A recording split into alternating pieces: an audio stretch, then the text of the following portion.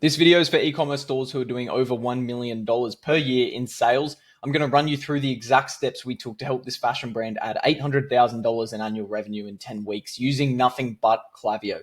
This is going to be the best way to profitably scale as an e-commerce store in the worst economy that we have seen in years. Now, as I said, I'm going to run you through all of the steps we took from doing an initial audit to implementing the strategies that we found in the audit to taking the account to where it is today, where we've added $800,000 in annual revenue. This video will go for approximately 20 or 25 minutes. I saved the best bit until last, and if you make it to the end, I have a bit of a juicy offer for you. So let's get into it. Firstly, let's look at the numbers. So this is the first 10 weeks of partnering. Their email marketing is up 132%. In the previous 10-week period, they'd done $119,000 in sales through Klaviyo. We have done $276,000 in sales through Klaviyo in the following 10 weeks. As you can see, this is an extra $157,000 in sales every 10 weeks. A lot of the changes we made are going to be recurring revenue. These are changes in the flows and the campaign strategy, and these changes are here to stay. So $157,000, in a 10-week period. That adds up to an extra $800,000 per year in revenue. These are some of the brands we've worked with: Mutamar, 9 to 5 Fitness, Bush Doof, Naked Tan, 5 by Flynn, The Breath House. We've worked with over 50 brands in the last 18 months and have implemented very similar strategies and have yielded elite results across the board. For a bit of context on this case study, this is an Australian fashion brand. When they started with us, their email marketing was solid. Like I said, they'd done about $117,000 through Klaviyo in the last 10 weeks before working with us. That's a pretty solid feat. But in the first 60 days together, we'd been able to more than double the output of their email marketing, which is an extra $850,000 per year in online sales. So Australian fashion brand, they have a good wholesale presence, but they also sell very strong in direct to consumer. Like all of our partnerships, we kicked things off with a full comprehensive audit of the account, aiming to identify areas of improvement centered around the pillars that we're going to talk about in this case study. Basically, in the audit, we identified the need to ramp up the sending frequency. They were not sending anywhere near enough. We wanted to take this to at least 3 campaigns per week. They were missing a bunch of the core flows, so we wanted to add them in. We wanted to revamp and complete the current flows. They weren't done very well. The designs were scrappy, and they were missing a good structure. We wanted to re-engage old contacts. They had a big list. They weren't sending to all of these. Open rates were low, so we needed to have a good strategy on the re-engagement front here. And we wanted to land on a solid campaign and segmenting strategy going forward so we could maintain this engagement and also ramp up that sending frequently successfully. There were a few things that the brand in particular were looking to achieve in this partnership. On top of what we've mentioned above and identified in the audit, there was a few specifics. They wanted to drop products and collections more frequently, that should say, and create more hype around these drops. They also wanted to clean up and improve the output of their email flows, and they were looking to improve their email deliverability. It was definitely on the lower side when we partnered together. But above all else, they pretty much just wanted to make more sales from their email channel, and they weren't too fussed with how this happened. Let's look at a bit of a before and after, skimming through the month. So from April 15 to May 15, this was the starting point. So in the 30 days before we started with them, they'd done $140,000 in revenue, $60,000 through their emails.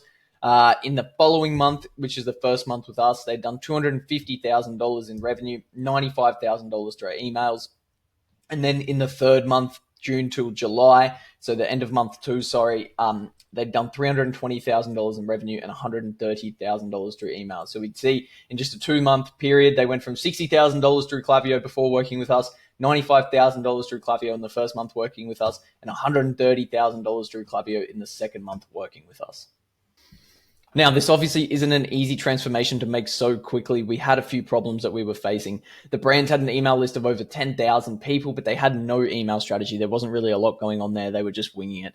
They were making over 6 figures per month already, and the email was certainly contributing. It was in a solid spot, as I said, but there was a lot being left on the table. If we go back here, you can see they were doing 32% of their revenue through Klaviyo, which is sort of a healthy benchmark and where a lot of brands would aspire to be. But taking on the account at this point, we wanted to take things even further. As you can see, we ticked over the 40% mark in our second month together. Since they had no real sending strategy, they weren't sending nearly enough as they should be. So the campaign frequency was low. On top of that, the flows were built out 1 or 2 years ago by a full stack marketing agency who did not do a great job. They essentially paid their ads agency to also set up their email flows, and this was not good. Since fashion particularly, but e-commerce is a competitive landscape, many brands don't see a crazy profit on their front end customer acquisition. So they're running ads, and driving new customer acquisition through ads. But this effect on their profit on a first-time customer is not that large. So when you're doing 150 to 200K per month in revenue, you're probably spending a ton of money on ads.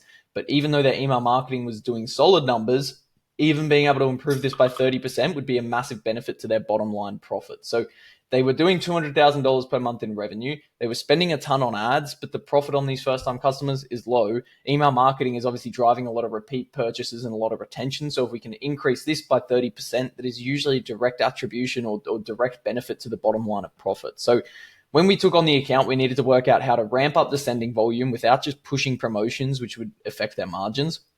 Because otherwise, you're increasing the volume of campaigns, but because you're just sending promotions or you're just running sales, you're also not really improving engagement. People aren't going to be engaging with emails that are just promotion after promotion after promotion. And then you're also increasing your volume, but you're not having a very good benefit on the bottom line because you're always running sales. So whilst increasing volume, we also wanted to improve the open rates and deliverability. This can be really hard to do simultaneously as we're both trying to send more emails and get people opening more often.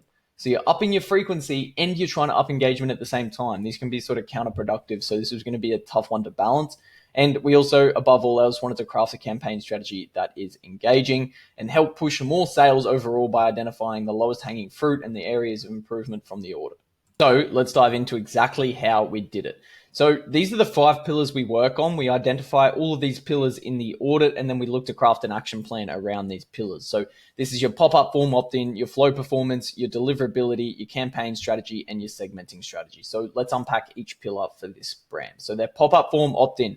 A better pop-up form means more customers most of the time. Now, generally speaking, if you can improve how many people opt into your form, you can improve your revenue. There is obviously exceptions to this, as if you just fill your form with a bunch of tire kickers and low intent purchases, this doesn't always lead to an increase in revenue, and you end up just growing your list and paying for additional contacts who are not going to purchase. But if we tracked in our opt-in rate performance relative to our welcome flow performance, we can see if it's leading to additional revenue, which 99% of the time it should. Some quick maths here to back this up. As you can see, if we hold all else equal, we will make more sales by simply increasing our pop-up form opt-in. So if you have 1,000 visitors and your pop-up form's converting at 5%, you'll get 50 email signups and a 10% welcome flow conversion. Or if you have a 10% welcome flow conversion, you'll then get 5 orders. But if your pop-up form is opting in at 6%, every 1,000 visitors, you're now getting 60% signups, which is 20% more opt-ins. And if your welcome flow is converting at 10% again, you're now doing 6 orders, which is 20% more revenue. Of course, if you extrapolate that over as many visitors as you're getting and you do that each and every month, that's going to be a big uptick in your revenue just by increasing your pop-up form opt-in. So let's look at our performance increase here. This might seem marginal by looking at this graph, but when we started, opt-ins were sitting at around the 5% mark. Now they're sitting at around 7%. If you refer back to the quick maths above, this is heavily correlated to more revenue for the business. In this instance, we took it from 5 to 6% in this example, 20% more revenue holding all else equal. In this instance, we've taken it from 5 to 7% for this brand, which is a massive increase for this for the amount of people opting in and a massive increase in people going through the welcome flow. So these are the changes we made to the pop-up form to do this. Upon looking at the first version of their form, they had a large GIF, they had lots of words, and they had 3 input fields. They wanted the first name, email, and mobile. These are sort of the red flags.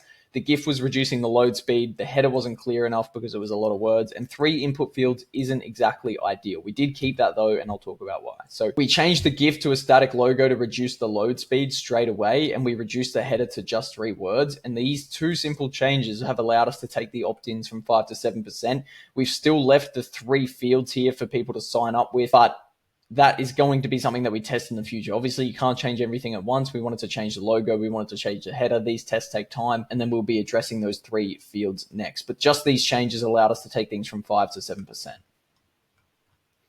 Now, the impact in the welcome flow, which we'll touch on soon, but in the month of June, we've seen a 33% increase in the welcome flow performance after we improved the pop-up form opt-in by 30 to 40%. So as I said before, we took the pop-up form opt-in from 5 to 7%, which is a 40% increase in opt-ins. And you can see the welcome flow changed by 32%. There is a direct correlation by an improvement in the pop-up form and an improvement in the welcome flow.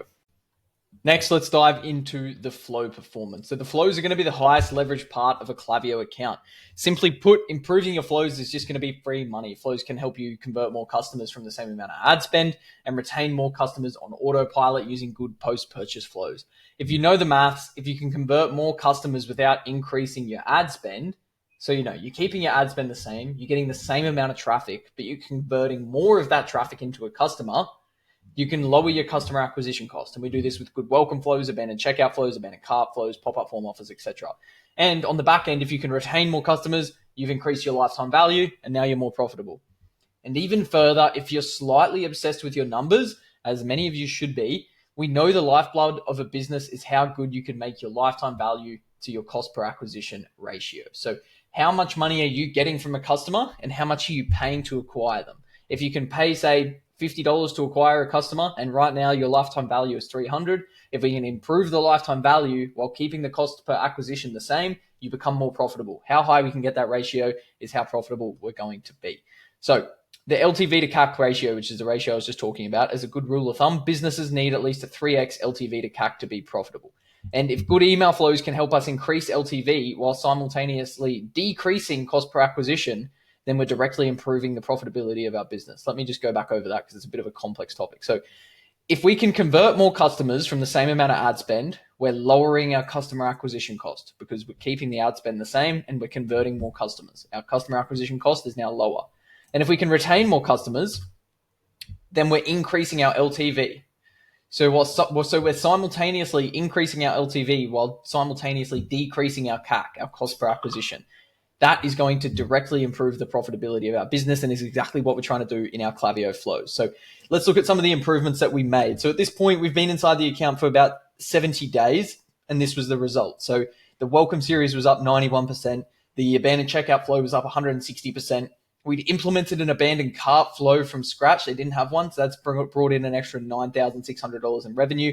The placed order flow, the thank you flow, was up 300%. The active on site was up 500%. The win back 130%, and so on, so on. So we've been up across the board, except for a slight downturn in the browse abandonment flow. So definitely good results across the board, especially implementing the added to cart flow, which saw $9,000 extra in revenue come through the door.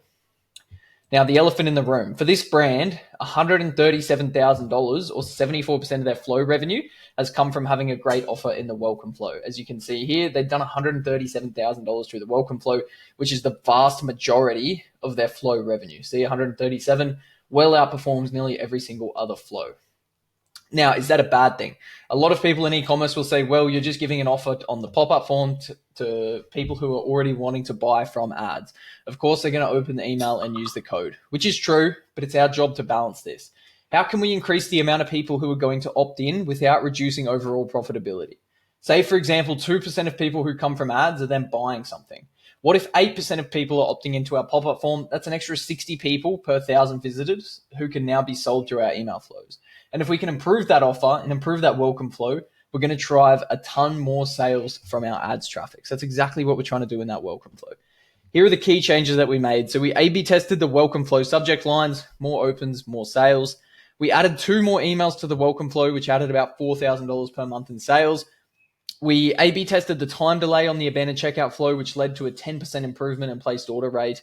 We created an abandoned cart flow, which led to an increase of $6,600 per month in sales. And we added $1,500 per month to the active on-site flow by adding 1 more email here.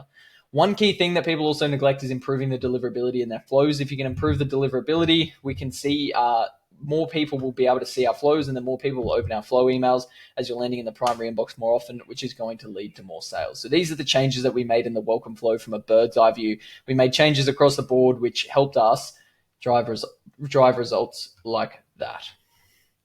Now, what we look for when we're auditing flows. Firstly, do they all exist? Here's a list of all the flows we want to exist in an account. If they're missing any, we need to get those built ASAP, especially for a store doing over $1 million per year in sales. If they don't have all the flows built out, they're definitely leaving sales on the table. Now, secondly, what are the current time delays? We can find testing opportunities within the time delays. If right now our abandoned checkout flow is sending after 4 hours or after 2 hours, we can test the difference in minimizing that time delay. Are there any outliers in terms of low performance with the emails in the flows? If there's any emails in the flows that particularly have low open rates or low click rates, we want to be analyzing those, assessing those, and removing those or changing them. Are there any flows less than 2 emails long? Each flow should be minimum of 2 emails. The welcome flow, should be 5 to 7 emails. Active on site 2 is fine. In a browse, you want 3 to 4. In a cart and checkout, you want about 5 emails. Post-purchase and win-back, around 3. Post-purchase can be more than 3. Cross-sell and review request, about 2. Sunset 2. VIP and replenishment, about 3. Screenshot this if you need to. Now, let's actually look at our audit notes, because this is going to be some good insight into what we found in the audit and then how we actually directly applied that to what we implemented in the flow changes, and to then how that benefited the increase in flow performance I outlined before. So in the audit, we identified the low-hanging fruit, and then since then, we've simply executed that. So in our flows, we said sunset was good. We didn't touch that. The thank you was only 1 email long. We needed to build that out and implement a review request. Cross-sell 1 and cross-sell 2, they both weren't really working. We needed to pivot those. The win-back email had poor engagement. We needed to switch up the subject lines. And the second email had a low click rate, so we wanted to switch that up. Site abandonment was decent, but we would add another text-only email from the founder. The abandoned cart flow was not working. The abandoned checkout flow was really solid, but we just changed the language slightly and then A/B tested changes over time. The welcome flow, that we said the first half was solid, but then engagement falls off a cliff. We would change up the second half with some fresh looks and craftier subject lines. Then the browse abandonment, we said we would add a discount to this, and they were missing the VIP flow. If we go back now and cross-check those notes to the changes we saw, we did what we said in the welcome flow. We added more emails, 91% increase. We increased the efficiency of the abandoned checkout flow, massive increase, got the abandoned cart flow working, fixed up the active on-site flow, fixed up the browse abandonment flow, fixed up sunset flows. Everything that we said we would do in the audit, we've executed, and these are the increases in performance that we've seen since. So it's good to see, or I definitely wanted to highlight exactly what we look for in an audit, which is, these points in the flows, how we then outline this just really clearly, like these are all the low-hanging fruit in the flows, and then we just go away and simply execute what we found in the audit, and that is how you increase your flow performance. It's really simple in that regard. Thirdly, let's look at deliverability. So we've looked at the pop-up forms, we've looked at the flow performance, let's look at deliverability. Deliverability is a word to describe how often your marketing emails land in the inbox as opposed to spam or promotions. Promotions is not the end of the world, but it's not ideal, and we definitely want to be avoiding the spam folder. The more we can land in the primary inbox, the more money we will make. You can check this in the deliverability tab in Klaviyo. This is an overview of the account we're talking about right now. Their deliverability is sitting around 80. It's come down a little bit in the last 30 days, but it is up a lot since May when we took on the account, where the deliverability score was only 69. Now, deliverability is genuinely a huge needle mover, and most people do not understand this. As I said, we took the account's deliverability from 69 to May to 84 in June, and we've now averaged out at around 80. This has been a massive part in being able to reduce the store's revenue in the manner that we have.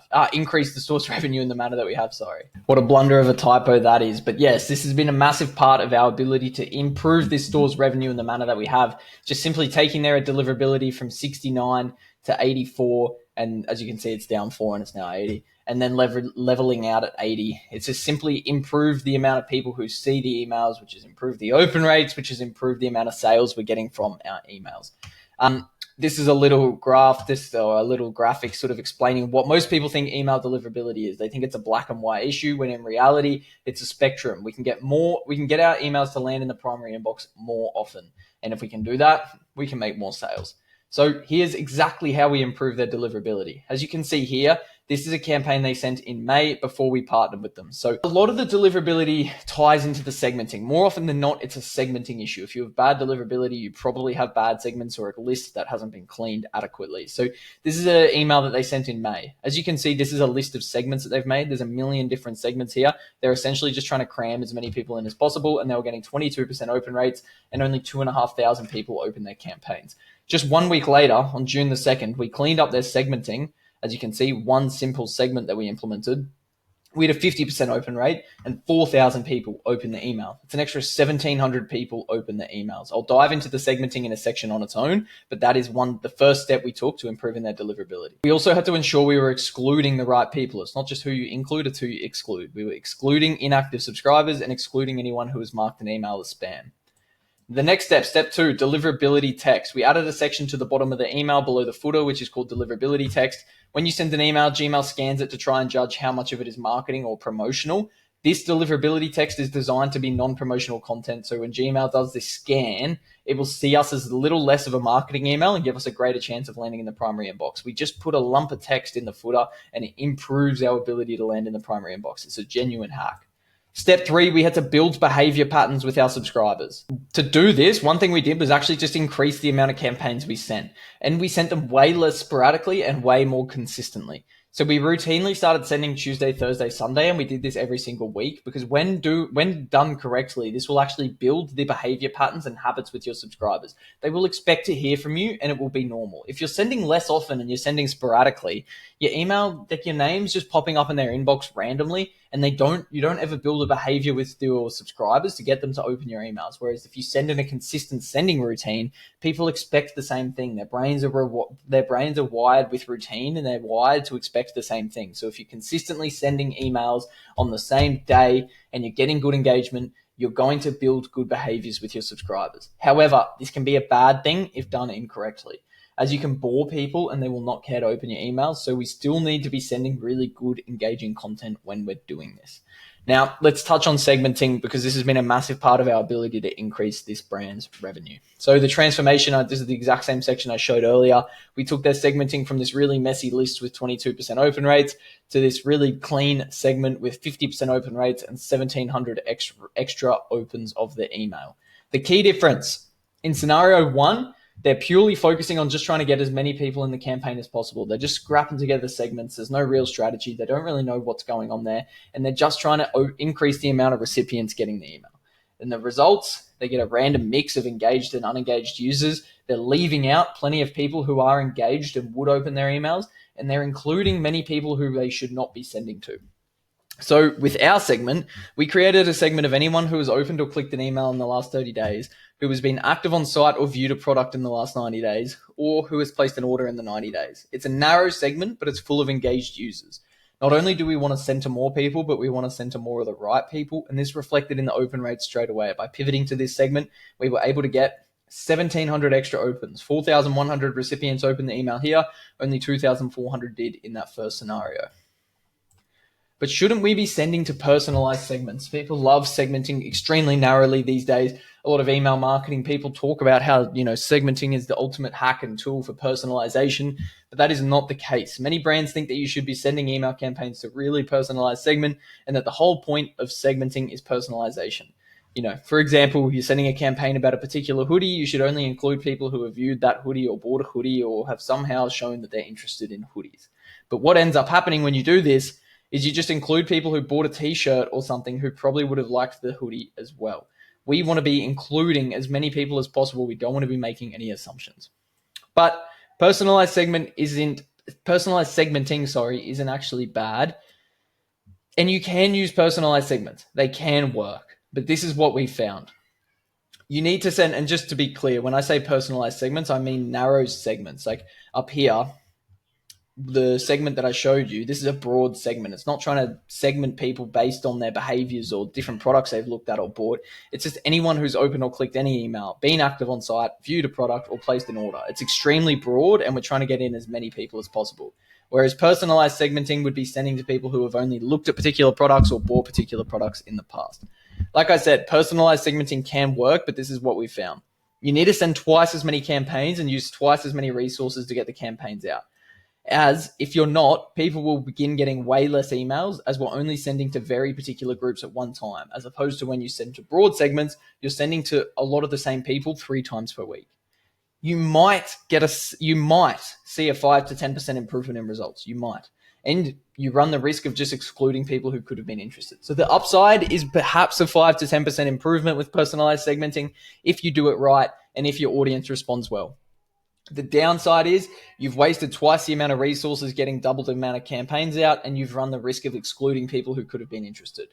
Double the resources, double the campaigns, a tiny upside maybe, and the risk of worse performance, we avoid that. We stick to broad segmenting.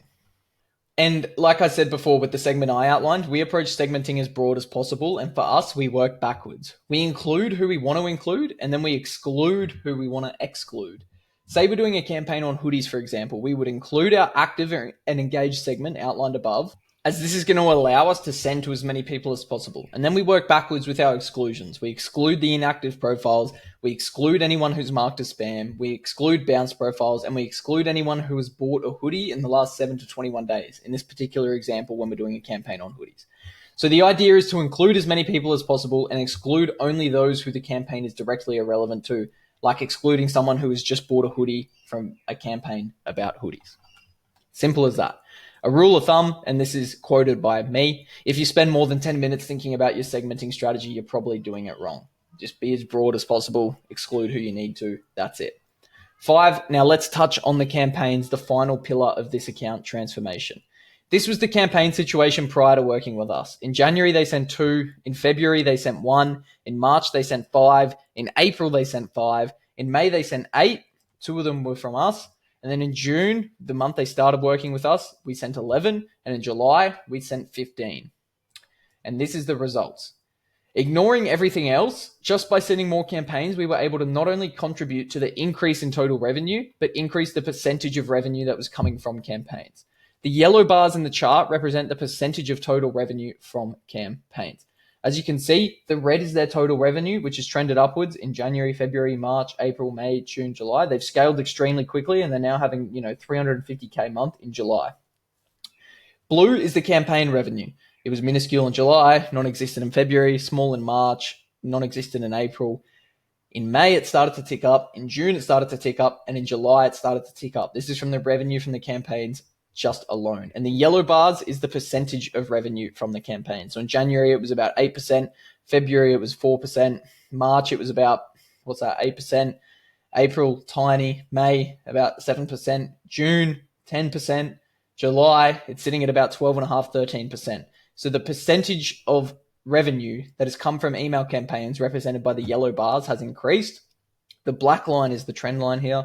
And the blue bar, the blue part of the bar is the amount of revenue that has come from the campaign. So by sending more campaigns, not only are we improving our frequency, but we're improving the percentage of revenue that has come from email campaigns. But what do we send? Sending more campaigns isn't as straightforward as it sounds. It actually involves sending more good campaigns. You can't just send more campaigns. You got to send more campaigns and you got to make sure they're good.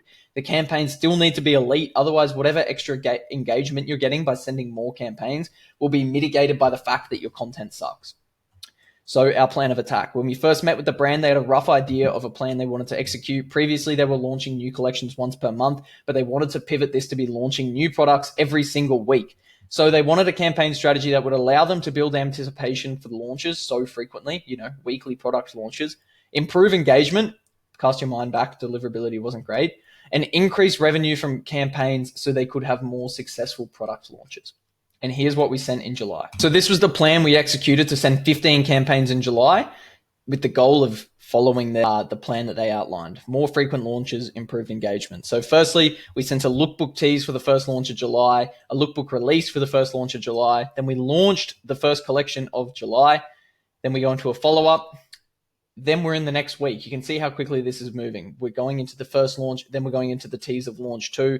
Then we're doing a surprise new product, teasing the third launch of the month, and then doing a recap. You can screenshot the campaigns and actually look at the particular topics. But we squeezed in 3 launches of July while still improving deliverability, improving engagement, and improving the campaign revenue.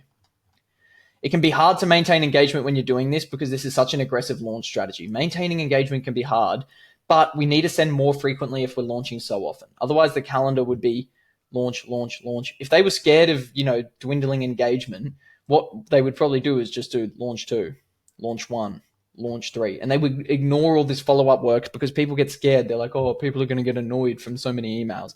But that's not the case. We need to maintain engagement, so we need to spice things up. We need to send monthly recaps, surprise launches, text-only email, email-exclusive launches, behind-the-scenes and lookbooks. This is all part of setting the scene to sending more campaigns and getting more engagement because you're sort of acting sporadically. The people aren't getting bored by your content because it's so different so often. While it might look like routine to us, looking at this from a bird's eye view, when people are getting all this different content, it's fresh and exciting and they don't know what to expect and it's keeping them on their toes. So having a jam-packed email strategy, which is centered around getting engagement like this, we're able to actually increase the amount of engagement, make more money, and still hit the same goal of launch a lot of products. So we've gone over the 5 pillars now. Let's just give a quick recap of the video and exactly what we did. So the performance increased by 132% in the first 10 weeks of us taking on their account. We focused on the 5 pillars: the pop-up form, the flow performance, the deliverability, the campaigns, and the segments. And this brand will now generate an additional $800,000 in sales over the course of the next 12 months. A massive increase. Now, for those of you who made it to the end, I have a special offer for you, and congratulations for making it to the end of this video. I do hope you've learned something. If you're an e-commerce store and you're still watching this video, I want to place a bet with you. I will bet you $50. It's not much, but I will bet you $50 that we can increase your Klaviyo flow performance by 20% in just 14 days. Let me tell you why $50 is significant. Because it's $0 upfront. If we fail, I'll send you $50. But if we succeed and we increase your Klaviyo flow performance by 20% in just 14 days, you only owe me $50. It is cheap. Think about what just happened with this brand. We went through the full audit process. We executed the audit in changing their flows, and we were able to significantly increase the performance of all their flows. If we can do that for your account and increase your performance by at least 20%, all you owe me is $50. If you're a store doing over $1 million in revenue, you're probably doing $100K a month in sales at least. And a 20% increase in your performance, that'll pay massive dividends over the course of the year for your brand, and that'll only cost you $50. Well, what's the catch? Why would we help you increase your flow performance by 20% and only charge you $50? Well, some of you will some of you will like the way that we operate and decide you want to continue working with us. So we've created a win-win situation. You get a 20% in your Klaviyo results, or the worst case scenario, we send you $50 and you can buy yourself some lunch. And we get the chance to show you how we operate at zero risk to you. So you can experience working with us, get the 20% increase in your flows, and you only owe us $50. Here's how it works. You book a 15-minute call so we can get the access we need to conduct a comprehensive audit. In step 2, we'll conduct a comprehensive audit of the account, identifying all the areas that need to be improved, outlining exactly how we'll do it based against those 5 pillars I laid out in this video. We'll execute the findings in step 2 within 14 days, and you'll see an increase in performance of at least 20%. Then only if we succeed do you pay us the $50. From there, if you like the way we operate and you do want to explore what it looks like to work with us, you can. If not, you can pay us the $50 to increase your flow performance, and we can go our separate ways. I hope you've taken some inspiration from this video. You've learned a few things, and if you want, apply the learnings to your own account. But if you want us to help you increase the performance of your flows by at least 20%, I'll bet you $50 that we can do it.